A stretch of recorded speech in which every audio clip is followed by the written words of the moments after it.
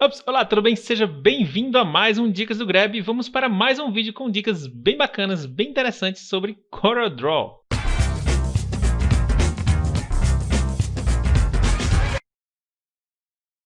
Já estamos aqui com o nosso CorelDRAW aberto e vamos para a nossa primeira dica, que é alternar o formato de tipo de texto, né? Nós temos dois tipos de texto no CorelDRAW. Nós temos o texto artístico, né, que é mais voltado para logos, títulos, heads, né? E temos o texto de parágrafo, né? Como o próprio nome diz, é para texto longo, né? Texto de parágrafos, né? E aqui nós temos esse texto artístico. Você pode olhar aqui na barra de status, aqui aparece texto artístico e temos esse texto de parágrafo, né? Está informando aqui texto de parágrafo. Ele só não está exibindo a moldura, que a gente pode ocultar ou não. Você vem em texto, moldura do texto de parágrafo, mostrar moldura de texto, você ativa ou desativa, né? Uma dica dentro da dica, né? A gente está se acostumando muito com isso. Então vamos lá, como alternar? Então você seleciona o texto, vem em texto, converter texto de parágrafo, né? Ele virou parágrafo, tá? Você seleciona o texto de parágrafo, texto, converter em texto artístico, né? Ele já muda automaticamente também o nome do menu aqui, né? E como vocês viram lá, nós podemos fazer o Ctrl F8. Seleciona, Ctrl F8. Então ele alterna entre um tipo de texto e outro, né? A gente pode ficar brincando aqui, beleza? Então essa é a nossa primeira dica para você alternar entre texto de parágrafo e texto artístico.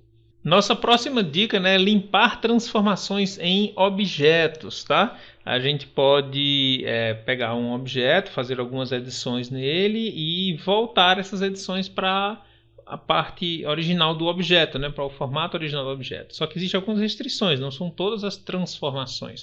Como o próprio nome do comando diz, transformações, então a gente só vai mudar o que a gente transforma no objeto, como escalar, tamanho, girar, inclinação, né? Tudo que está naquelas tarefazinhas de transformar o objeto. A gente converte ele em curva, faz 1001 efeitos, depois ele não vai voltar para a origem não, tá, pessoal? Um exemplo prático e simples aqui, ó. Desenhei esse quadrado aqui, né? Posicionei aqui. Então agora eu vou fazer o seguinte, ó. Eu aumento a altura, aumento a largura, vou girar, vou inclinar, vou espelhar, né, que acabou mudando de lugar, tá vendo?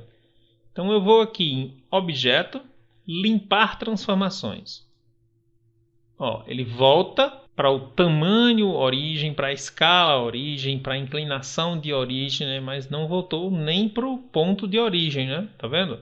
Não voltou nem para cá, beleza? Então, se você tem um objeto, ó, seleciona ele. Começa a fazer transformações no objeto. Lembrando, girar, escalar, inclinar, né? E você, por último aqui, por exemplo, preencher o objeto. Quando você for lá em objeto, limpar transformações, ó, ele voltou para o formato original do objeto, mas, por exemplo, outras edições do objeto ele não muda, certo? E no caso nós preenchemos o objeto. Beleza? Vamos para a próxima dica, que é adicionar cores ao preenchimento gradiente. Então nós temos um objeto aqui, um retângulo com preenchimento gradiente. Se a gente vier aqui no interativo, ele está aqui. Então nós podemos de forma bem prática, bem rápida, adicionar cores ao preenchimento, simplesmente arrastando a cor e soltando aqui em algum ponto da linha. Já adicionou, né? Outra forma é você posicionar e dar um duplo clique, também adiciona uma outra cor. E o interessante dessa forma aqui do duplo clique tem uma diferença, você não adiciona cor, certo? Adicionou um outro ponto, a cor permanece a mesma. Prestaram atenção nisso? Tá vendo? Eu vou deletar aqui os dois, ó. Ó, eu tenho esse azul, esse roxo aqui, eu vou adicionar uma cor, ó. Trouxe outra cor, tá? Agora deixa eu retirar ela aqui. Delete. Olha só. Se eu der um duplo clique aqui, ó, ele vai criar um outro ponto de cor, mas não adiciona uma cor. Eu posso, claro, depois de adicionar o ponto de cor, mudar essa cor, certo? Então, vocês entenderam aí a diferença, beleza? Bacana, né? Vamos, então, para a nossa próxima dica, né? Que também tem a ver com preenchimento gradiente, né? Que é suavizar o preenchimento. Isso veio após algumas versões, não lembro se 2018, 2017, eu realmente não lembro, tá? Mas vamos lá, a gente seleciona aqui preenchimento gradiente, coloca em outro formato, né? No formato que a gente quiser. Eu vou colocar aqui o circular, porque a gente tem um círculo aqui, não fica mais fácil. Olha só, vou colocar essa cor, colocar essa outra cor aqui. E aí vamos fazer uma cópia aqui, né? Arraste, botão direito. E aí nas ferramentas de preenchimento gradiente, nós temos essa função aqui, ó, suavizar. E aí, ó, ele vai suavizar a transição entre as cores do preenchimento. Notem a diferença, tá vendo? Tanto que tem mais presença aqui de amarelo. Ele suavizou aqui o preenchimento de uma cor para outra, né? Então é bem bacaninha essa opção aí. Você seleciona preenchimento gradiente e aqui suavizar você ativa ou desativa, tá? Beleza? Gostaram aí da dica? Vamos para mais uma dica.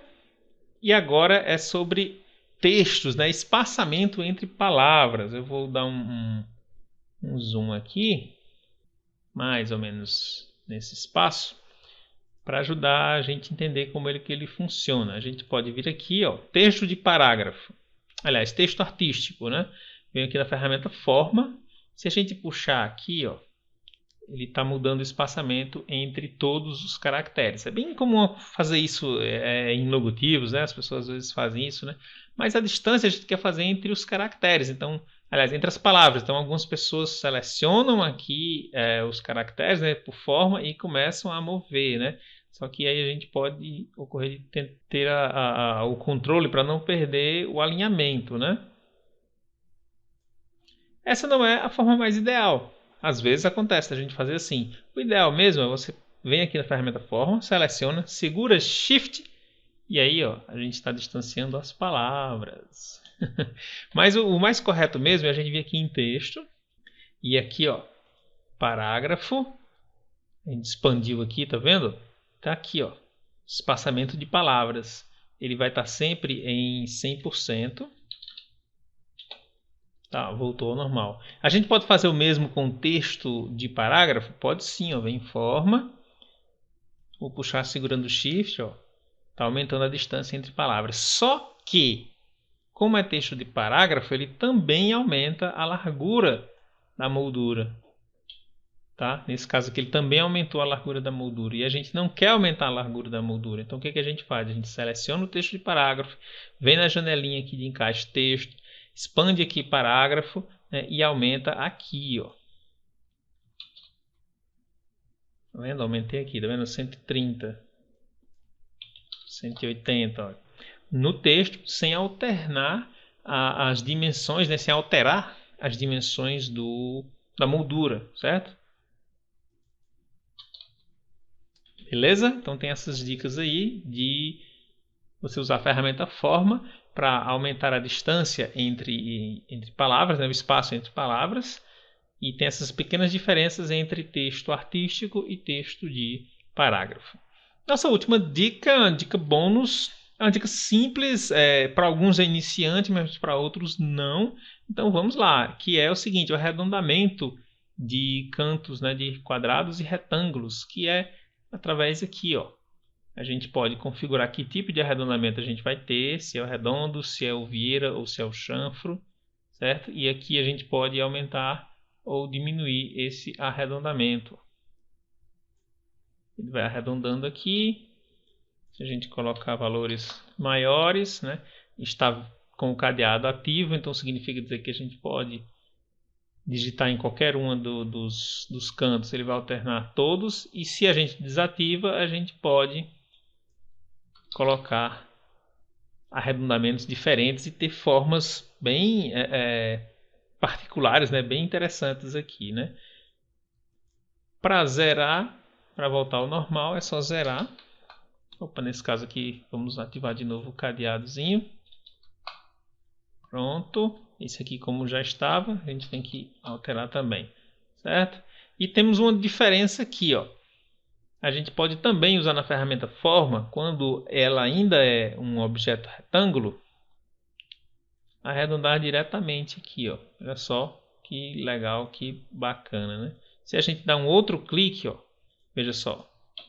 Selecionei, dei mais um clique, então ele pegou somente um dos cantos, ó. Então eu volto esse para cá, aí dou um clique, apenas um dos cantos, tá vendo? E quando a gente não faz assim, a gente pode fazer assim também, ó. Seguro Ctrl, dou um clique, ele mexe só aquele canto que está o mouse, tá? Também arredonda retângulos. E aí eu tenho uma pequena observação para trazer aqui, que é o seguinte, é esse comandozinho aqui, ó, dimensionamento do canto relativo, né? Ou seja, prestem bem atenção aqui, eu vou deixar o máximo para ser mais fácil a gente entender. Está ativado, então eu reduzo ou mudo aqui e ele vai adaptando, tá vendo?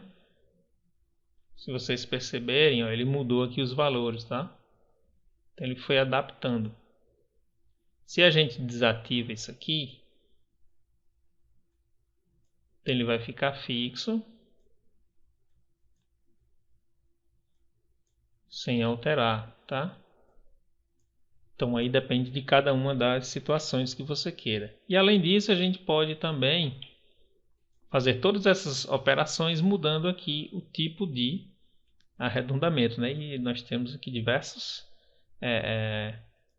objetos bem diferentes, né? Olha só.